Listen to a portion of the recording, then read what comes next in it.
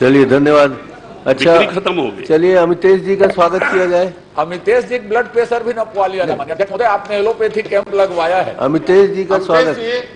आपके साथ अन्याय हो रहा है, ये बड़ा जवाब देने की जगह आपको प्रश्न करना पड़ रहा है, इससे दुर्भाग्यजनक बात और क्या होगी। अत्यधिक गंभीर मामला है हमारे आदिवासी नहीं, मैं जो बोल रहा हूँ मेरी बात समझ रहे हैं ना। कृपया मेरा जवाब देने वाले व्यक्ति आप को लोग प्रश्न शांति करना से पड़ रहा है, इसको इससे बड़ी सुने। दुर्भाग्यजनक घटना क्या होगी। हमारे प्रतिपक्ष के जो लोग हैं उसको शांति से सुने, क्योंकि अत्यधिक छात्रावास का गंभीर मामला है जिसमें घपला हुआ है, भयानक जो है भ्रष्टाचार हुआ है।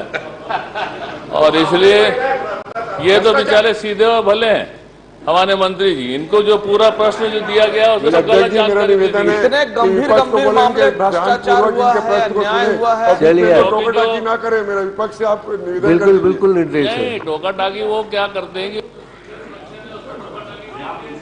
खुद ही हल्ला करते हैं भ्रष्टाचार का लगातार। माननीय अध्यक्ष महोदय, अमितेश जी को न छेड़ा जाए, कोई छेड़ने वाली चीज नहीं है। माननीय अध्यक्ष जी, मैं आप उनको क्यों छेड़ रहे हैं?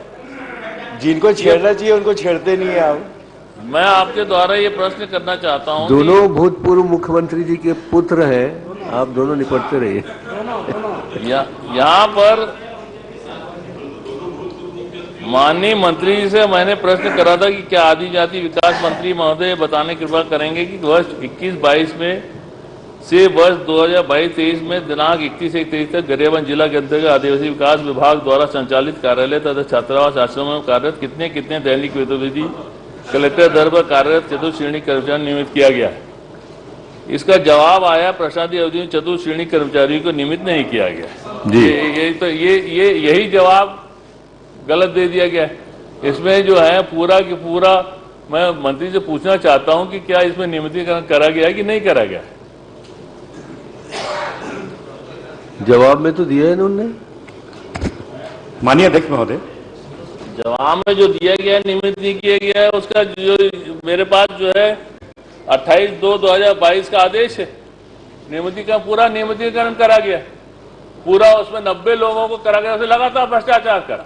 और सबसे बड़ी बात यह है कि चौथे में श्री सोमलाल नेताम जो 4.5 साल तक गायब था दैनिक भोगी, उसको उनने पैसा खाकर उसको फिर से नियमितीकरण कर दिया। पैसा खा के सत्तारूढ़ दल का विधायक आरोप लगा रहा है, इसकी जांच होनी चाहिए।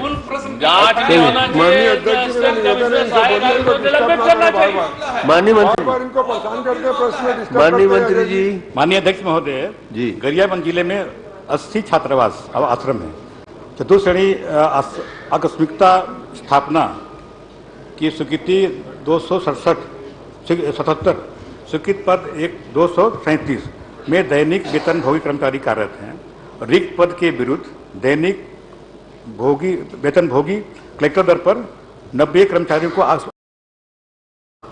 समाहित किया गया है माननीय, उसमें नियमित नहीं किया गया उस माननीय अध्यक्ष महोदय। उसके बाद जो 10 साल के अधिक जो होगा उसकी सेवा, तो फिर उसमें पात्रता बनती है उसकी नियमितीकरण करने की। माननीय मंत्री जी, आपसे मैं ये पूछना चाहता हूं कि जो दैनिक वेतन भोगी होते हैं वो जो है उनको नियमित जो करा जाता है वो चतुर्थ श्रेणी में आते हैं कि नहीं आते हैं? आते हैं ना? आते हैं, उसमें आते हैं। तो फिर आपने कैसे लिख दिया है कि प्रशासनिक अवधि में चतुर्थ श्रेणी कर्मचारी नियमित नहीं किया गया, जबकि मेरे पास आदेश है। माननीय अध्यक्ष महोदय, जब आप बोल रहे हैं कि चतुर्थ श्रेणी के लोग नियमितीकरण में जो यहाँ पर जो आए हैं चतुर्थ श्रेणी की जो है उसमें आते हैं, तो फिर किस तरीके से आपने बोल दिया कि ये नियमितीकरण में नहीं हुए? ये कर्मचारियों का जो आपका ये है, जो पहले कलेक्टर दर में रहते हैं, कलेक्टर दर, उसके बाद फिर आकस्मिकता निधि से उसकी स्थापना होती है उसमें।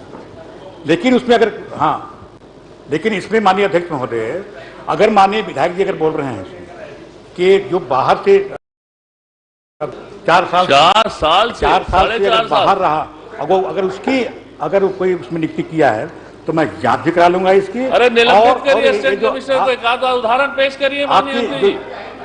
सहायक आयुक्त को उसमें निलंबित करता हूँ। निलंबित करिए आप, जिससे सहायक आयुक्त को आरोप लगातार न लगा सके। ये जांच भी मैं कराऊंगा और इसको निलंबित भी करता हूँ। इसको जो सहायक आयुक्त है उसको निलंबित। धन्यवाद, धन्यवाद, बहुत धन्यवाद। आगे पीछे के है, संवाद करने गंभीर बात है, निलंबित क्यों करेंगे? संवाद निलंबित कर दिया और क्या करेंगे?